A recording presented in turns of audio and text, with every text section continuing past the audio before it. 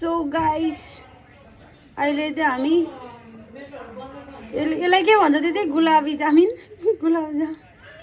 यस्तो के भन्छ के यस्तो मिठो हुन्छ गाइस चिसो चिसो छ क्या फेरि होइन यस्तो मिठो खायो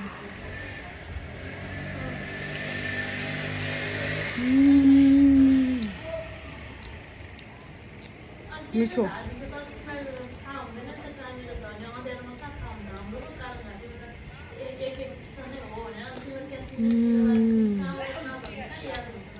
लास्ट मिठो खा